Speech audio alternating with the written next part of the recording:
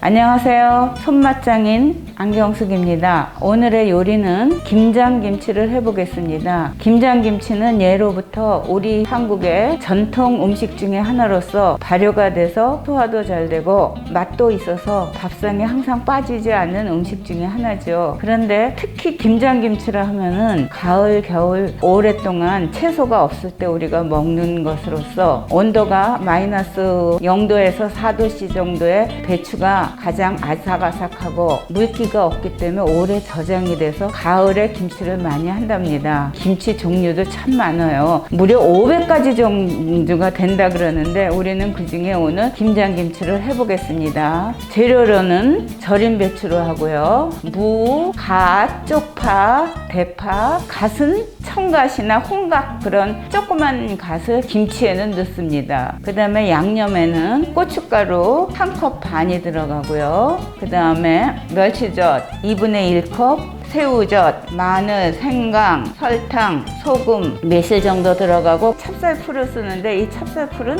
김치에 하나의 양념을 엉기게 하는 역할을 하는 거라 지금부터 풀부터 쏘갖고 이걸 식혀서 여기다 양념을 한번 해보겠습니다. 물 1컵 반에다 찹쌀가루를 넣어서 잘 저어갖고 응어리가 없이 잘 져서 이것을 뜨거운 불에서 한 2~3분 끓여가지고 풀을 만들겠습니다. 거품이 이렇게 바글바글 날 때까지 끓여야지 일찍 하면 이게 덜 쫀 거라 맛이 없어요. 그러니까 이렇게 풀이 거품이 날 때까지 끓여서 약한 불에서 한 2~3분 끓여가지고 불을 끄겠습니다. 그래서 이걸 찬물에 식혀가지고 여기에다가 미지근할 때 고춧가루를 넣으면 고춧가루에 고추의 맛이 더 달아진다 그래요. 그러니까 이거를 찬물에 좀 식혀보겠습니다. 이거 식는 동안 무를 채를 치겠습니다. 무도 결이 있대요. 그래서 가루로 결대로 썰어야 맛이 있대요. 그래서 기럭지는 가운데 손가락 매디 정도에 해서 두께는 한 5mm에서 10mm 사이에 얇게 채를 칩니다. 한번 채를 쳐보겠습니다.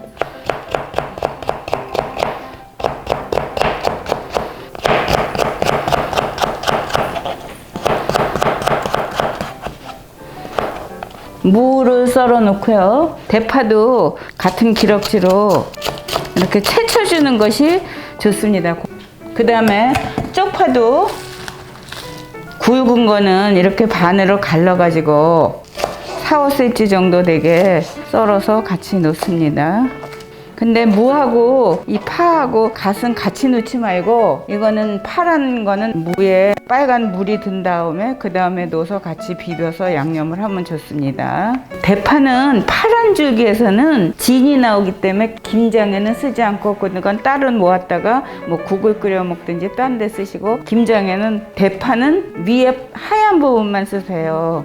그렇지 않으면 진이 나와서 별로 안 맛있어요. 파란 채소는 썰어 놓고 그 다음에 여기 이제 이 풀이 식으면은 여기에 고춧가루를 넣어서 계속 고춧가루를 좀 불켜줍니다.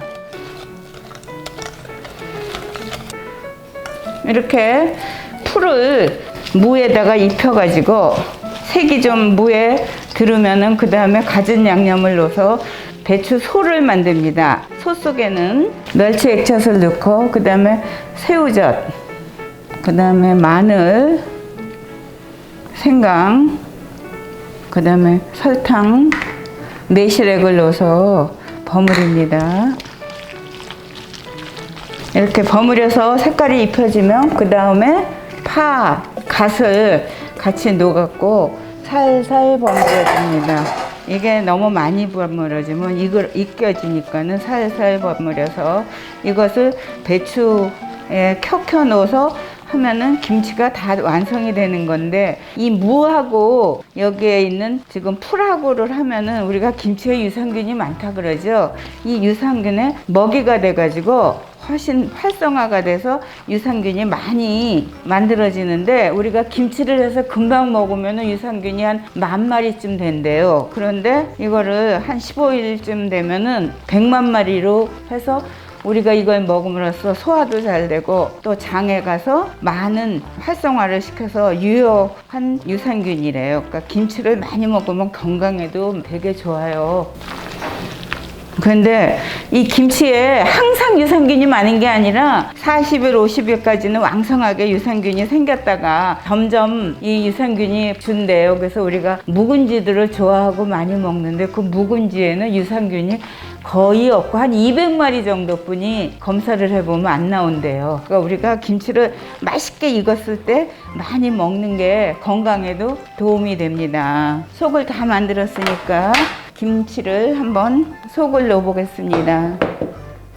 김장 소를 지금 가진 양념을 넣는데 또 겨울에는 배, 사과, 양파 같은 걸 갈아서 넣고 인공 감미료 대신에 그런 것도 집어넣고 각 지방에 따라서 갈치도 넣는 지방도 있고 동태도 넣고 낙지도 넣고 생새우도 넣고 그래요. 그러니까 그거는 기호에 따라서 여러분들이 추가해서 넣어서 김치를 담그면 그거에 대한 맛이 또 살아납니다.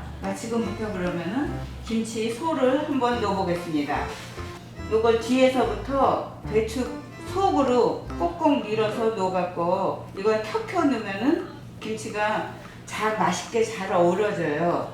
근데 이 잎사귀까지는 속을 넣을 필요가 없어요. 이 위에서 이게 간이 되면서 다 들고 여기는 아무래도 절이다 보면 배추 잎사귀 쪽은 좀 짜지니까는 이것이 다 익으면서 어우러지니까는 속에다가 주로 집중적으로 간을 하세요.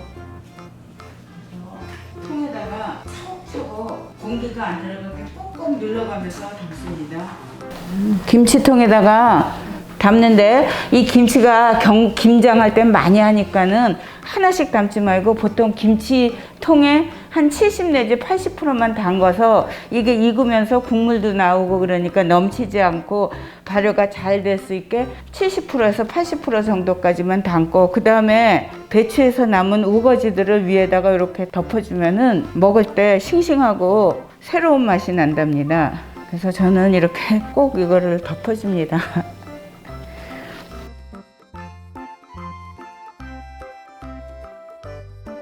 이 김치가 우리는 김장김치는 축제예요. 그래서 집에서 김장할 때는 돼지고기 보쌈을 한다든가 그 다음에는 굴을 사다가 굴을 싸서 굴 보쌈을 해서 잔치를 벌이는 그러한 풍습도 있어요. 그러니까 이거 새로 만들었을 때 이쁘게 김장 보쌈을 해서 같이 싸 먹으면 굉장히 맛있어요. 그러니까 여러분들도 집에서 맛있게 김치를 담아 가지고 잔치하듯이 보쌈도 해 드시고 반찬 맛있게 해서 드세요. 감사합니다.